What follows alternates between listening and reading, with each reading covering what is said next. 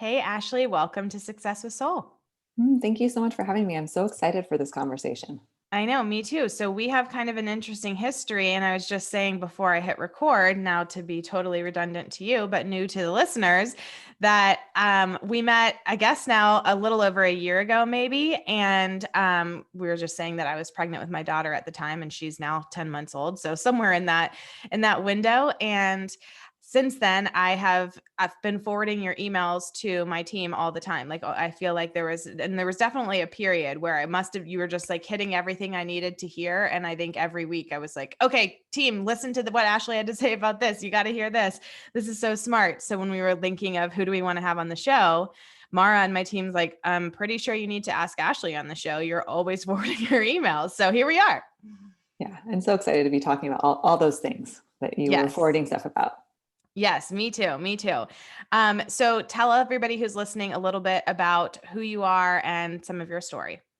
Yeah, so I got my start in business right out of college. I started, like you, as a journalist, a freelance journalist, and I wrote about food and beverage and wrote some cookbooks. And then there became this point where I wanted to pivot in a pretty big way in my business. I wanted to make an impact, and that sounds so cheesy to me now, but I really was longing for working more with people and helping them through challenges. And that's when I discovered coaching. I didn't actually know it existed. Hmm. I was in this insular bubble in the freelance writing world, and it wasn't something people really talked about or used. And so when I discovered coaching, I'm like, yes, that's what I want to do. And that's actually what I'm already doing with some people, helping them get their businesses set up, helping them figure out how to do what I do. And Yeah. so I started to make this shift then. And that was about 6.5 years ago, 7 years ago now, and made the shift into coaching. And it's been amazing, and really found that my sweet spot is helping people create a business with this life first approach, which is the whole reason I got into entrepreneurship in the first place myself, was to create a business that allowed me to, live the life I wanted. And so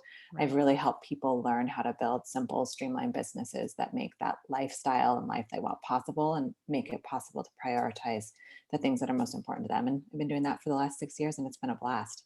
I love it so much. We have so much in common. And I love the life first approach. That's such a good way to phrase it. Because I think same. That's, why I started out as a freelancer. Same thing, was just like, I can't live my life in a cubicle. I will die here. And it's just so soul sucking. And that's not to say that all corporate jobs are. I'm sure there are some fantastic corporate jobs out there, but I just really wanted to create something that worked for me and my lifestyle and what I was doing. And this was, even before I had kids, but it became much more necessary once I did have a family, and was like, oh my gosh, I don't know how any woman is doing this, going to an office, which, granted, maybe during COVID we're not, but it's even harder with virtual schooling. It's like, but how are people going into an office all day and having a family? I don't know how they're getting everything that needs to get done. Yeah, 100%. And this year has so solidified that for me, where I'm seeing a lot of people kind of scramble and have a lot of challenges around the pandemic. And I'm like, it's been hard for sure. But because I've designed the business to serve a life, I didn't have to move that many things around. Like, Yeah. there were challenges and some strain, but overall, it actually worked pretty well. And I was kind of shocked to watch it all play out. Certainly didn't design my business to survive a pandemic, but it's nice Right. that it's nice that it actually afforded me that. Right, for sure. Yeah, and it's interesting too. I'm curious to talk a little bit about this like freelance versus coaching setup too. Obviously something I can relate to, and it's one of the things that comes to mind for me is when I was a freelancer, for a while, for many years, I thought, "Oh no, I'm self-employed. I have my own business. I'm the boss." And then once a few years passed, and then it was like, this isn't really feeling so much like that anymore. And then once I truly was my own boss, I can now look back and go, oh no, like you just had dozens of different bosses. Like I still had so many people I was having to report to. And it was very much this time for dollars trade that, people are always talking about now.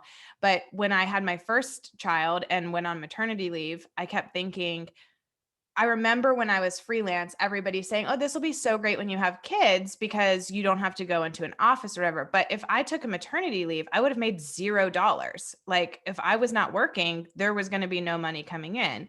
And then by that time, I actually had my blog up and running. And for my first pregnancy, I was able to take a maternity leave and made like over $65,000 just from having my blog. And I didn't do anything. And that was one of the first times that I was like, this was the right thing for me to do. Like this was the right choice. So I'm curious to hear more about your experience with that as well. Yeah, I think, same as what you're saying. When I was in it, like I recognized that I was kind of the other people were in control, right? Like the editors, they were making the decisions. I felt like I had a little bit of control in what I said yes and no to and how I designed, my work days, but I Right. didn't have as much control over, revenue or what I was doing or what I could like make possible for me. Mhm. And that definitely shifted when I got into coaching. And I think that was one of the pieces like that caused me to make the transition. Sure, it was like this piece where I wanted to make the impact and I wanted to work with people in a way different way than I was. But also, I was really tired of editors controlling my revenue and editors controlling, when things needed to be in. And I wanted that control back. And so moving into coaching, I got that. I got to say when I was working and when I wasn't, what my revenue was going to look like. Like I was in control of creating that. And that felt really good. Yeah, the control piece is, I mean, huge for me too. And I think I got one of the things that really frustrated me, and anybody listening who's written for anyone else before knows that sometimes what you turn in is not what gets published. And sometimes it was just personally where, you're like, oh, I liked the way I said it better. But more often it was that the source was misquoted, but I didn't do it. They edited it. And then the source comes to you and complains, or, like something like that happens where it's just like, I hate not being the one who has the final say. Yeah, I think for me, like I saw a little bit of that going on, and that was certainly frustrating. But the bigger thing was like the last minute requests, like, can Yeah. you just completely rewrite this piece or can you just turn this around? It's Friday afternoon and I'd like it by 5 p.m. And like you said, once I became a mom, that definitely was taking away from my life in a way that I Yeah. didn't like. Like if I had something planned with my family that afternoon, I didn't want to have to say, no, I can no longer be available for you. I wanted to be able to say like, yes, I'm going to honor my boundaries. And that position Right. didn't allow me to do that. So that was definitely part of the motivation for change. Yeah. So what was the shift like for you from going from freelance to coaching, and what did you start coaching about? And is that still what you coach on, or has that evolved? Yeah, it was rocky, which I think I don't want to be so transparent there. And I think that first year of coaching for so many people, like I went and got a coaching certification and I went through the course with, or the program with like 26 other people. And Okay. almost everybody struggled to figure out what is it that's my thing? What is it that I want to coach on? And I think because the season of life that I was in, and because so many people were coming to me talking about motherhood, all my friends were asking, how are you doing? And how are you balancing? And how are you making it work? And so I thought that my niche was going to be helping moms, make time and space for what was most important to them, like take care of themselves. And I did that for like, I don't know, like a year and a half or so. And it was working okay, but I wasn't totally lit up about it. And it actually took being in a mastermind group where my sister, who's also a business owner, was in the group. And she looked at me and she's like, I just don't get it. Like, why are you coaching moms when you live and breathe business and have your entire life? Like, what are you doing? And I was like, oh, dear God, now I'm going to have to change everything. But that was really, really helpful. And what I can see now is that those things that I was doing with the moms are still relevant today, like helping people learn to prioritize what's most important to them and honor their boundaries and learn to say no. Like those are things that come up in the coaching I do with my business owners too. It's just the lens we're doing things through and the results we're driving are very different. We're focused on business and growth and doing it in a sustainable way versus you and your life as a mom. Yeah, totally. Now, I'm curious too, your thoughts on kind of this coaching paradigm that comes up a lot. There's a few that I hear, but one is like, do you feel like you should not coach on something until you have done it yourself?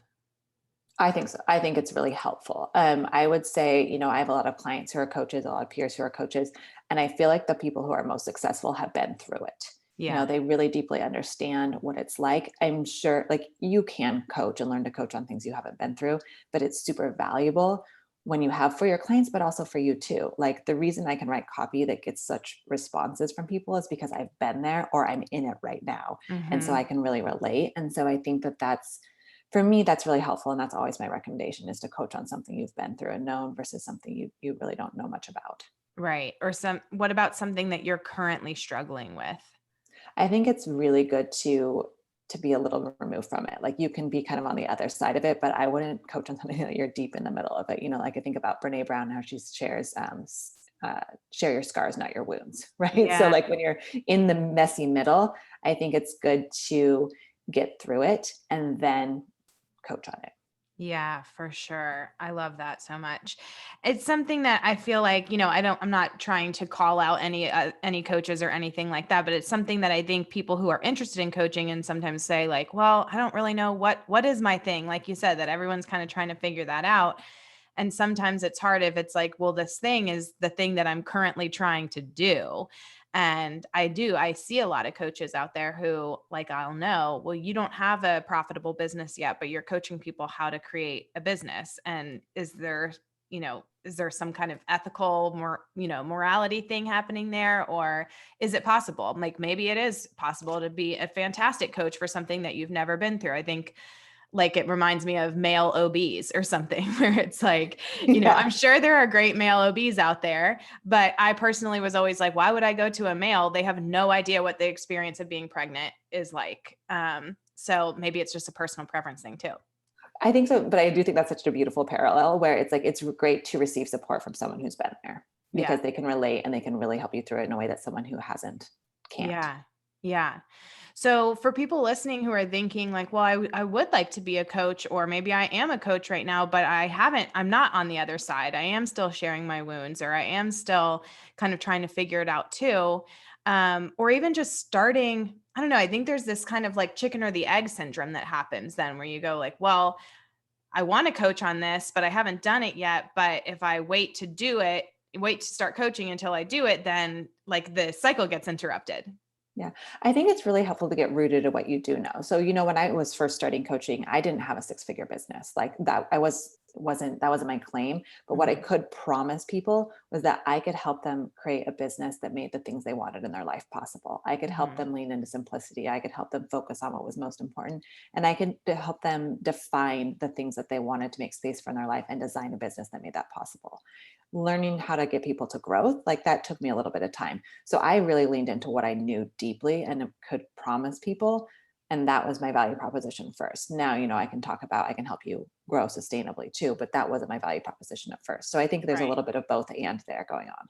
Gotcha. Okay. Super helpful. So you started a podcast. I'm not sure when, you have to fact check me here. I think last year, Yes, last fall. last fall. Okay. Called Better Than Big, which is such a good name. I love it so much. Tell us about like, what is creating a business that's better than big? What does that mean?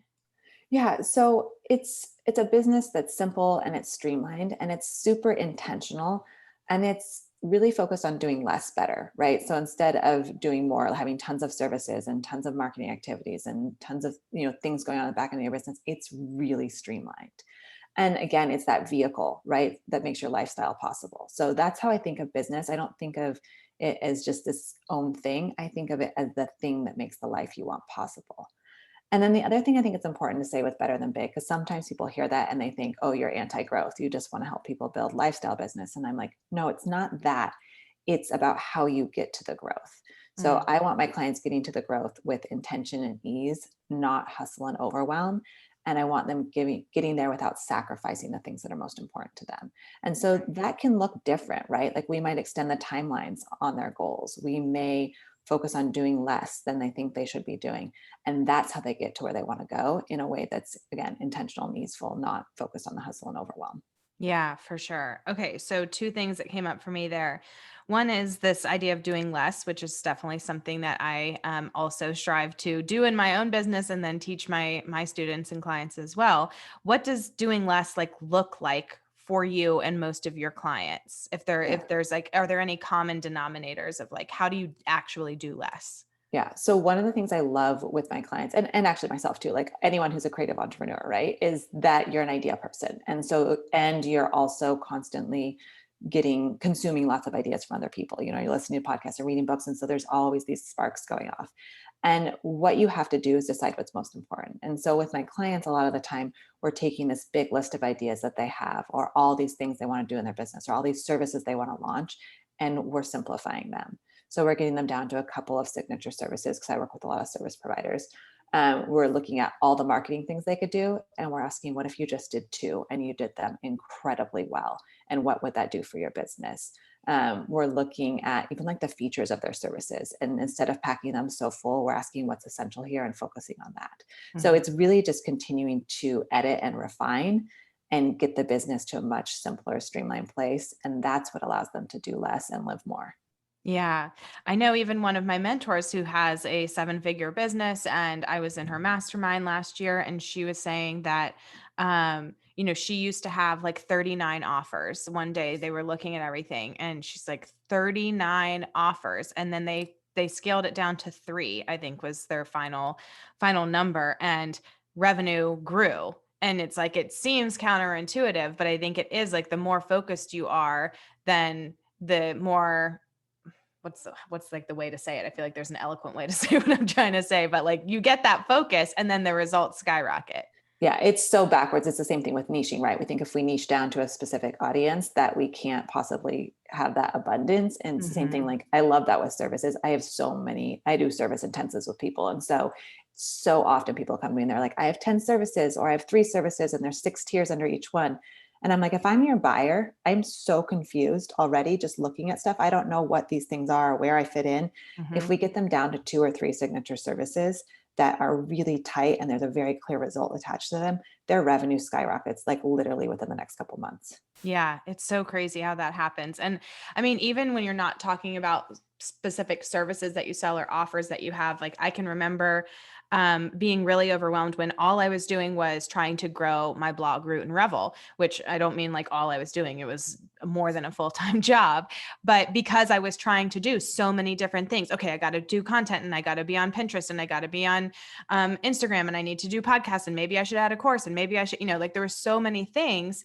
And I remember at the end of I think it was at the end of 2016, I was like, no, I must, whatever, it doesn't matter what the timeline was. At the end of one of the years, I said, uh, I think for the next 6 months, all I'm going to do is focus on creating content. I'm not going to do any of these other things. Like, yes, they might be important, but I'm just got to dial this one thing in and really master that and provide as much value as possible. And then once that's kind of dialed in, then I'll go on to the next thing. And wouldn't you know, in like 2 months, my income had like quadrupled and I was doing like 1/100th of the things I was doing before. Yeah, and I bet you felt way better too, Oh right? To my not be gosh. spread so thin.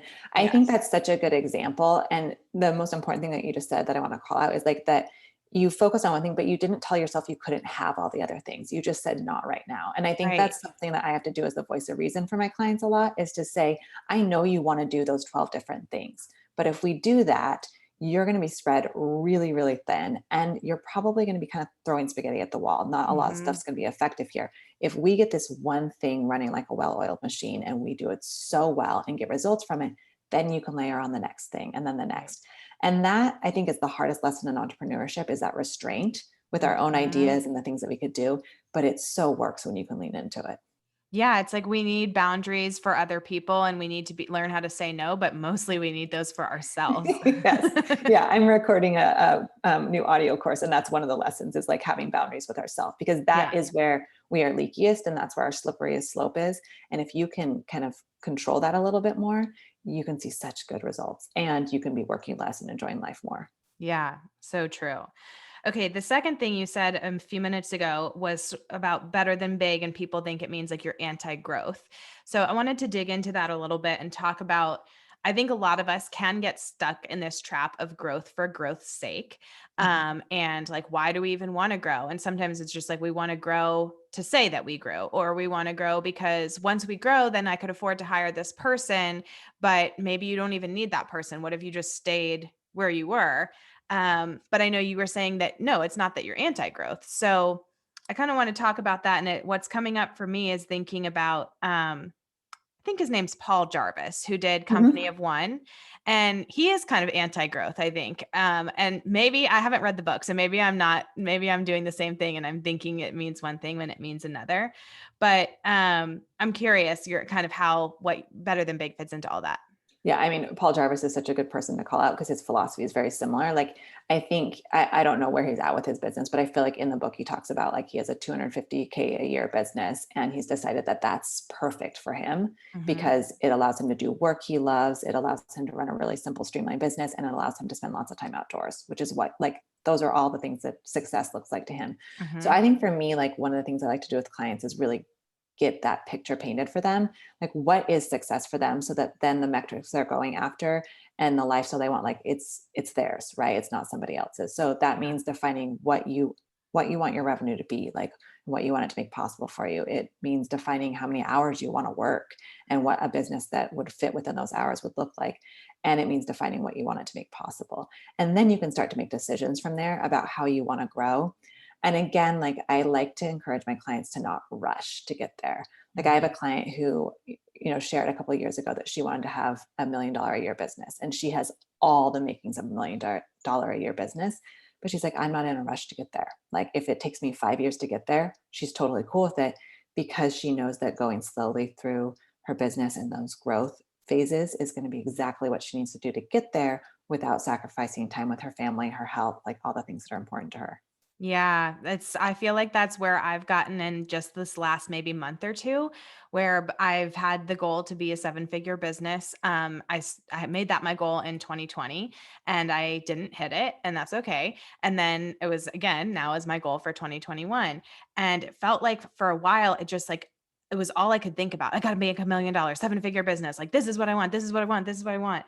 And then I just kind of stepped back recently and was like, yeah, I still want it, but, like, what if it just happens when it happens? Yeah. And I don't need the income right now to cover my living expenses. Like, I don't need to grow my team at this exact moment. Like, we're operating well as we are, and so what if I could just take away the urgency? Like, I really wanted to start taking Fridays off, but I kept feeling like, well, I can't do that until I'm a seven-figure business. And then I was just like, you know what? I'm just going to start doing it. And I honestly now I'm kind of like, that's probably going to be the thing that makes me a seven-figure business because I stopped like forcing it so much and allowed myself the space to rest and rejuvenate and then come back, even stronger. And yeah, I can relate to that.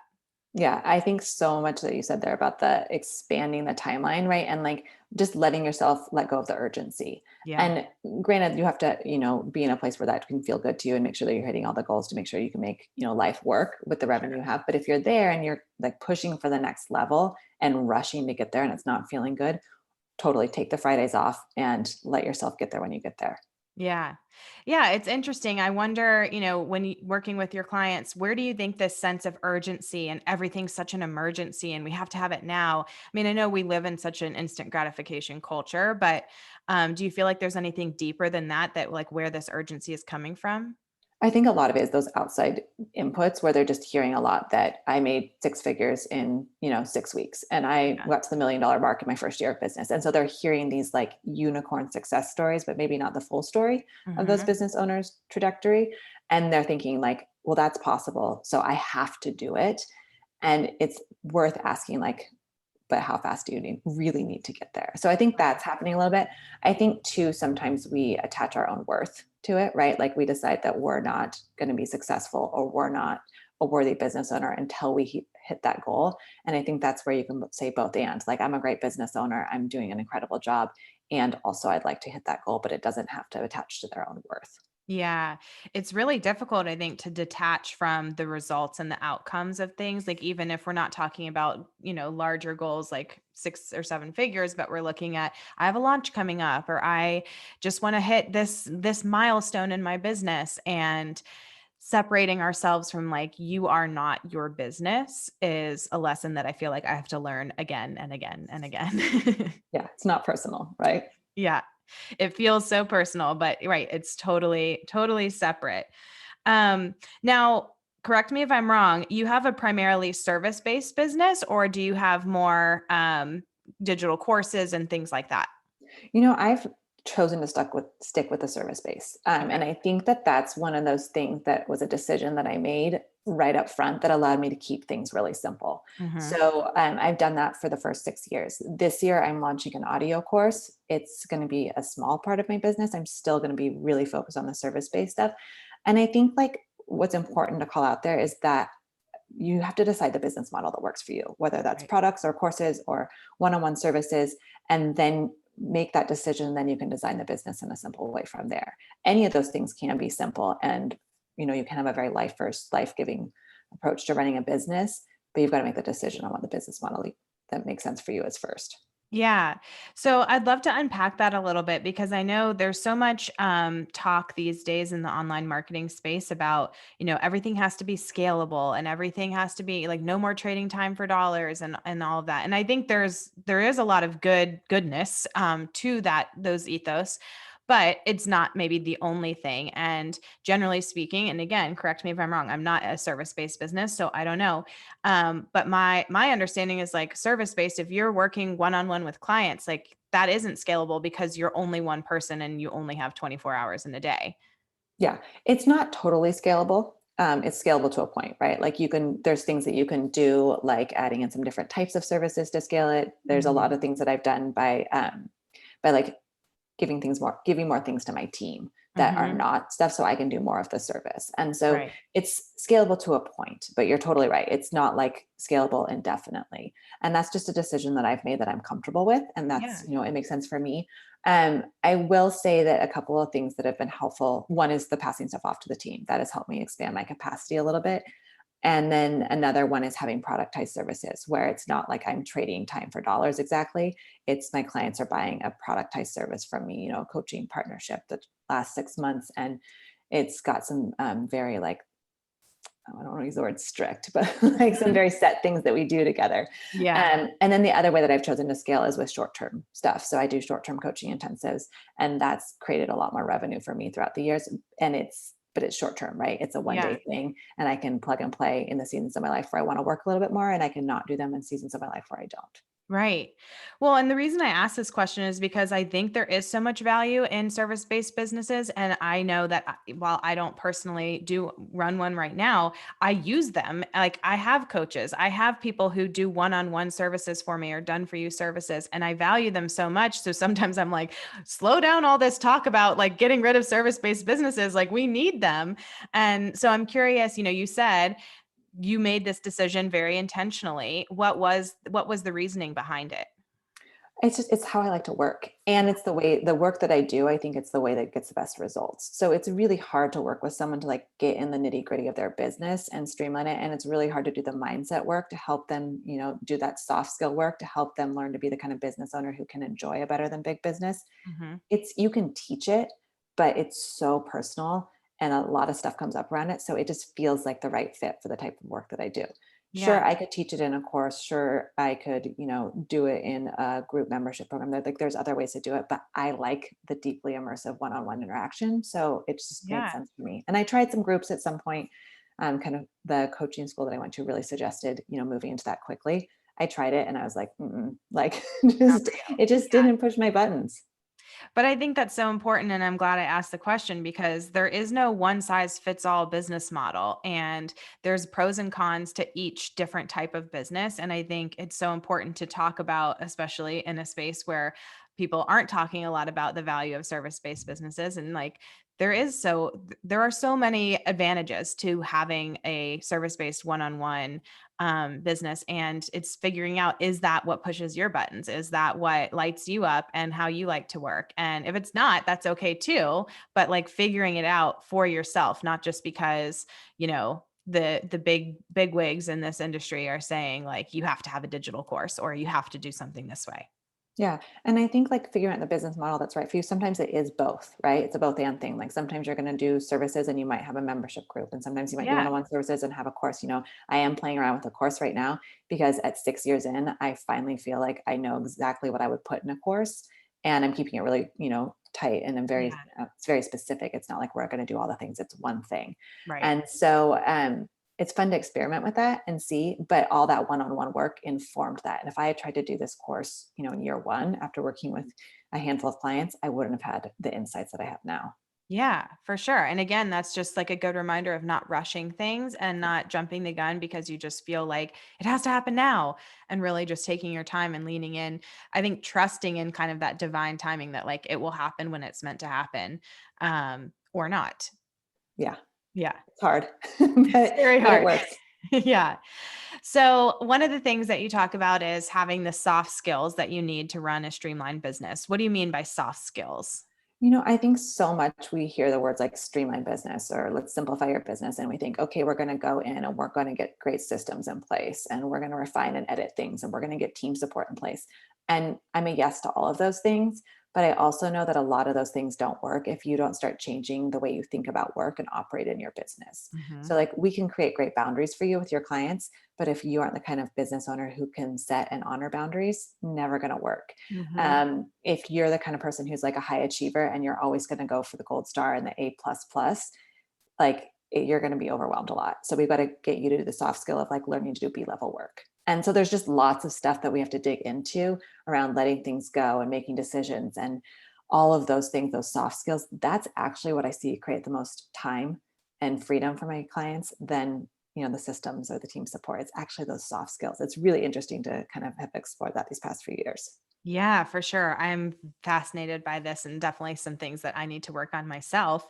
And I know like a lot of my students say that they identify as perfectionists. So this idea of doing like B level work is like, Yeah, what? right. What? I would never. But I remember listening to Rachel Rogers speak last year, and she was saying like 80% is the new 100%. And like, and it always resonated with me. And I've referenced it a couple times, I think, even on the show, where it's like, yeah, what if we just said like good enough? Feels so scary to people, right? Especially if you're someone who like is doing like I was always the student who like wanted to do the extra credit. So this has been a lesson that's been really helpful. Or like coming from journalism, like you don't turn in 80% work. Like you would Right. get dinged for that and never hired again. So you definitely have to rework some old patterns that you have depending on where you're coming from. But if you can recognize that like B level work or the 80% completely can create results for you and you can kind of give yourself a little bit of a trial run with it, Mhm. say I'm going to do this month, I'm going to just focus on B-level work and see what happens. That's where you start seeing that you can create a little bit of ease there, a little bit of breathing space too.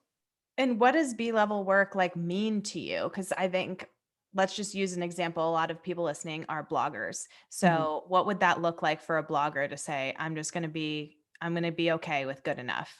Yeah. So I'll use the example of my newsletter because it's, a similar thing and we used to repost it as a blog. So I used to spend like 4 hours writing my email newsletter. This was a couple of years ago. And my husband looked at me one day and goes, I don't get it. Like, why does this one thing take you 4 hours? And I'm like, well, I've got to come up with the idea and it's got to be a great lead and it's got to be, really witty. And then I would let it sit overnight and I'd edit it again. And it was just like this huge process for this one thing that created results in my business, but not the kind of results that I should be taking like 25% of my working hours for. Yeah. So I started to say, like, what would it look like here to do B-level work? And I just started, scaling back a little bit. I stopped letting myself go in and edit it and edit it and edit it again. I Mhm. started giving myself a container and saying, you're going to write this in 90 minutes, not 4 hours, and seeing what happened. And it was really interesting to do that as an experiment because as I started to do that, I actually was getting more engagement from my audience. And I think it's because I wasn't perfecting it. So it was a little bit more unfiltered and Yeah. authentic. And people really responded to that. So in that ways, B-level work saved me time, but it also created better results. So if Yeah. you're a blogger and you're someone who's like, I am trying to put all the bells and whistles in here and I'm spending tons of time on this, scale back on the time a little bit or remove a couple of bells and whistles and see if it still gets the job done. Yeah. I think in the beginning too, well, not even just in the beginning, but there's a lot of busy work that we can do to kind of like make ourselves feel like we're working, but it's actually kind of hiding and procrastinating. And like, um, I think what's coming up for me is that like a lot of bloggers or even just people who have a website will tinker with their website and the Yes. tiniest little details on it. And it's like, it does not matter. Literally, your logo is never going to make or break your business. Your sidebar, your like anything on your website, as long as it is like clean and easy to read and navigate, that is truly all that matters. And people will spend so much time just like in the little details with that stuff. So that's an area where I'm thinking, okay, do B level work, like get a pre-made template, design a logo yourself in Canva and call it a day. Like move Yeah. on to the next thing.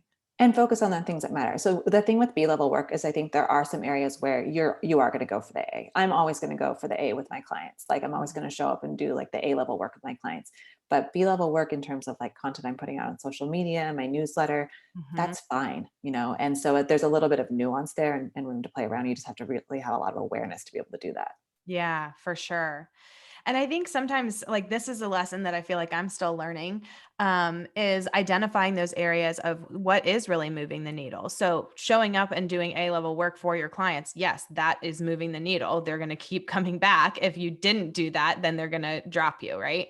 Mhm. But social media is one of those areas that I feel like I think about. I have tried so many different ways of being on Instagram because I personally hate it.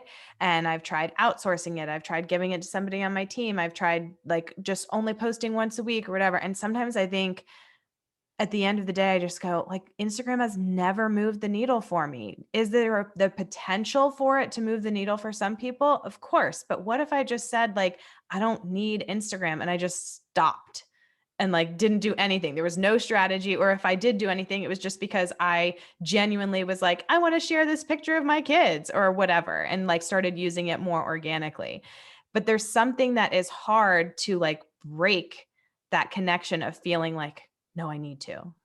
I think it's because like there's a definition of like a good successful business owner is on Instagram and using Right. Instagram to drive profits in their business. But if you have other things that are doing that, right? Like if there's other things that are creating the results for you and you're noticing Instagram does it, I think it's really fun to say like, what does it look like if I let this go? Or Yeah. do it, do it less. Jenny Blake is a business owner who I know recently, or in the last couple of years, quit social media. I interviewed her on my podcast about it, and it's one of our most downloaded episodes because I think people are so interested in the idea. And she said, look, like I want to quit social media because I know that it doesn't drive many results for me, but my newsletter does, my podcast does, my speaking Right. gigs do. So I'm going to lean into those things and give myself full permission to let go there, which could have looked like lessening up there, not doing as much, but for her, it was just like, I'm done, I'm getting off. And it was Yeah. interesting to see how that played out for her. It is interesting. And it's funny because it's like I can do it in some areas and not others. Like my blog, Root and Revel, I just decided last year I just don't have the capacity to do anything on social media for it. So we're literally not going to post anything. I'm not showing up ever. Like it's done. Basically quit it for that account. And was like, well, this will kind of be an interesting experiment because what if all of a sudden like our traffic plummets or our revenue takes a dive? And nothing happened. It was never driving traffic for me, which I knew, which is part of why I always hated like having to show up there. Even though we had like 45, 50,000 followers, it was never moving the needle. And then I stopped doing it and nothing changed. And it was like, okay, that should be giving me the permission that I need to say, see, if you were never getting results anyway, it's not going to make a difference, but it's hard. I think that experiment mentality really helps. Like whenever you stop doing something, if we say like I'm making this decision and it's permanent, we can kind of go Yeah. into panic mode. But if we can say I'm going to experiment with this for the next 3 months, and then I'm going to look at the numbers and I'm going to see if there's a difference. Like math and numbers, they don't lie. And so that's really helpful for you to put a timeline on it and then say, I'll check in then. If it caused negative results, you can always make a change and refine it.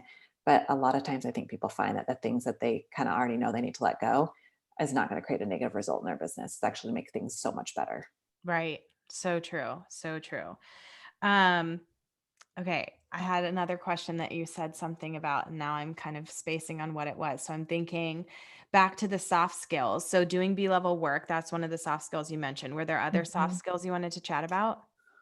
We talked a little bit about boundaries. Yeah. Like setting boundaries in your business, setting boundaries with your own ideas. If you aren't the kind of person who's going to honor them, like you're going to be overworked and overwhelmed. So I think that's one of them. I think one I see a lot is people confusing more for better, Mm-hmm. where they think they have to have more services, more content going out, and that like lands them in overwhelm and so quickly.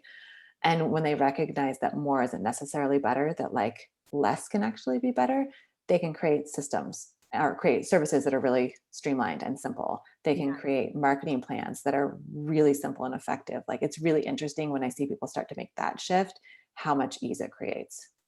Well, and I was just thinking what you said earlier about sometimes we're overcomplicating it to the point of confusing our customers. And there's some expression that's basically like a confused customer does not Doesn't buy. buy. Yeah. And yeah, so it's like sometimes even like overcomplicating it and we're thinking, oh, we're offering all these different things and there's so many different ways for people to work for us. And people are like, I don't even understand any of this. So I'm just going to leave. Yeah, I think about, if you looked at my services page a few years ago and it wasn't even that complicated. Like I had 3 services with quite a few more features in each one.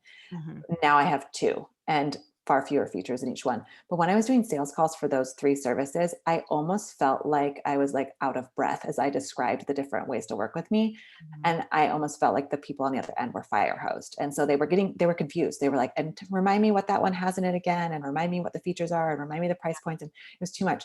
When I came down to 2 services with a few features each, my like prospective clients on the other end make the decision so quickly. Yeah. So smart. So smart. And another thing that I love that you do is that you have created a six-figure business while only working 25 hours a week. So that takes a lot of prioritization and figuring out like again, we keep talking about which things are actually necessary and which things can I let go of. Walk us through like what you have chosen to prioritize and how you've been able to make this possible. Yeah. So I think again, it's the decision first, right? Like I went into coaching saying I had two very little kids at the time. They're much older now. They're 10 and 7 now, but they were 3 and 1 at the time when I started. Mhm. And so I knew like I had 10, 15, 20 hours a week to work back then. They were in preschool. One was not in preschool. Like, so I made this decision up front. Like we decided not to do childcare. That meant I had limited hours to work with the life first approach. And so I needed to make different decisions. So I needed to have, again, just a few services because if I was trying to deliver 10 different services in 25 hours a week, not going to happen. Mhm. I knew I needed to have really, really good systems, that I needed to have everything that I did in my business working like a well oiled machine. And I quickly learned that I needed to have a little bit of support because the things that were causing me to go above the 25 hours a week were things that I just didn't know how to do or couldn't do very efficiently, like design or tech stuff in the back end of my business. And so that's where I started to see the need for team support. So I think it was those three things: keeping things really simple on the services front, having great systems in place, and then a little ways down the line, investing in some team support that helped me have a very efficient and well-oiled machine running in the background and allowed me to work those 25 hours a week. Yeah. And do you feel like there were mindset mindset shifts that needed to happen in order to start delegating and bring on that support? Yeah, I mean, I spent about 8 years in my freelance business doing it all. Like there's so many things I should have and could have outsourced and didn't because I'm the solopreneur, this is what I do, I don't need help. Mhm. So I really had to go from somebody who couldn't ask for help to someone who could ask for help. And then also, I feel like I had to become someone who could receive help when it's offered. And this is a skill I'm still working on. When my team says, hey, we could do that for you, or we could take that thing off your plate, and it's something that I usually do, it's still hard for me to say, oh, sure, go ahead. Like I have Mhm. to check myself there. But the mindset shift was definitely learning to be someone who asked for help. And the way that I got there and the reason I was able to do it is because I recognized what it was costing me. Like I recognized that if I didn't have help with design, I would be spending 10 hours on a PDF that would take someone 1 hour. And I could have spent those 10 hours making revenue in my business or enjoying outdoor time with my girls. So Mhm. that trade off became really clear. And it was much easier to invest in help at that point. Yeah. Did you feel like your business was already making enough money where it was like not there was no financial issue to invest in help? Or was that also part of what you had to figure out? Like, okay, I can't technically afford this, but I'm going to do it anyway. Or how did that? Yeah, I feel like I was a little bit more in that boat. Like, I know that I need this. If you run the numbers, it doesn't totally make sense. It's a little bit of a stretch, but I decided that I was going to, do it anyway and make it Hmm. work. Hmm. And I think another way that I was able to do that is I started with baby steps. I didn't like hire my OBM for 20 hours a month right off the gate, right out of the gate. I first hired her for one project to see how it went. And then I hired her for a second project. And then we started with a very low monthly retainer of like 5 hours a month. And we've just continued to grow that over time as my revenue and needs have gone up. And that's been really, really helpful. It's kept me feeling like it's a safe way to do it. Yeah. And also, it just makes sense from the business perspective. Yeah. And I mean, going back to like chicken or the egg, I feel like hiring is always going to be one of those things where it's like, in order to get to the next level, you can't do it alone. And so you need to hire support, but you're not at the next level yet. So how do you pay for it? But it's like, you just have to sometimes, I think, take that risk. And I mean, I would not just encourage anybody to just like, it needs to be a calculated risk that's, Yeah. intentional. But I think if you're always waiting until you have like that cash in your bank account in order to do it, in some ways, like then you'll never do it. Mhm. I think the bigger risk, like I definitely made that risk kind of looking at the cash, but it was also the making this jump to hiring someone that I needed down the road versus right now. So Mm. I could have probably hired a very like low level VA to do the Mhm. things that my OBM was doing. But I recognized that down the road, I would really love to have someone who knew the ins and out of my business and could also provide strategic support and just like a lot more advanced support. So Yeah. I probably was paying her, twice as much as I would have paid a VA for the things. But I recognized like I want her to grow with me. So this investment, this risk is worth it to me. Yeah, for sure. So what does your team look like today? So I have my OVM, Megan Chupre, who runs Whitespace, and she handles my team. So the Okay. way that we do things is like she and I connect, and then she knows everything about business, and she goes and disseminates everything to the team. So that's a really nice arrangement because I'm actually not managing my team, like somebody else is doing that, and that saves me a lot of time. She's managing a copywriter who's helping with repurposing stuff, a VA who's doing a lot of posting. And then the designer who does graphics for the podcast, and then the podcast editor. So, four people, and they're each doing a little piece of the business, and it works beautifully. Yeah. Have you ever had any instances where you felt like, gosh, it would just be quicker for me to just tell this person what I want rather than trying to like use a middle woman or I don't know if there's ever been any friction in like, oh, she didn't deliver the message the way I would have or something like that. We have a really interesting arrangement because the designer that she hired, within her team is my old designer who I used to just interface with myself. And so Mhm. that's the only place where it's kind of like, well, hey, I used to just tell Caitlin stuff. I used to just, email her and say, this is what I wanted. So now there is like a one extra kind of hoop to jump through. But Mhm. because that's our system for communication across the board, it works really well to just have everything operating the same way. Yeah. Yeah. Something that's come up for me that I've been thinking about, and it actually was a podcast interview I did earlier today, talking about like if you're churning through a lot of team members, if you have you're hiring and having to let go and doing that a lot, it's usually that the problem is with leadership. And I was thinking about that and thinking, well, but sometimes if you have somebody else managing the team, like, is the problem then with their leadership, or is the problem with your leadership that maybe somebody else shouldn't be managing your team entirely? And thinking about that. So that I'm just asking about the friction and stuff that comes up with having kind of somebody else managing. It's similar to how I do my business as well. Yeah, I think that the only friction we've had recently is that sometimes when there's things going on, like new hiring going on in the team, is realizing that I need to be aware of that and recognizing that I need to know, like, hey, we let a VA go and we're bringing on a new VA. So there may be a little bit more, like, not necessarily mistakes, but just refining of processes and communication happening. So a little bit more patience on my end needed. Like, I mean, like a tiny bit. It's Mhm. usually so seamless, I wouldn't have noticed. But we've learned that it's really helpful for me to just have a little bit of knowledge about what's going on with the whole team in the background, and that's really been great. Yeah. Interesting. Okay. I love it. This has been so helpful. We have a lightning round that we do with everybody. But before we get to that, tell everyone where they can find you and how they can work with you. Yeah, so if you want to learn more about, the services I mentioned, the long-term coaching partnership, the course I'm about to launch, Do Less, Live More, or my service intensives, you can just go to ashleygartland.com. And if you like these kind of conversations about running a business that's simple and streamlined, definitely check out Better Than Big podcast, wherever you listen to podcasts. Yeah, love it. Okay. So, what is your favorite time? Favorite time. What is your favorite way to make time for self care? Mm, gosh. Like prioritizing above other things. Does that make sense? Like, I think it's really important. Like for me, like the self-care needs to happen before I dive into anything else. So for me, it's like carving out self-care time in the morning, Hmm. Yeah. What is one tool or strategy you use to help with time management? extending my timelines. Like 100%, it's that we always think we can do more in the time we have available. And so if I say I'm going to, launch this new thing in a month, I'm like, nope, it's probably 2 months. You give yourself the space to make it 2 months. Yeah, for sure. What's one of the most powerful business mindset entrepreneurial books you've read? I've read so many good ones, but I'm right in the middle of essentialism right now, Mm. and which should surprise no one that it's resonating with me, given what I do and what I love.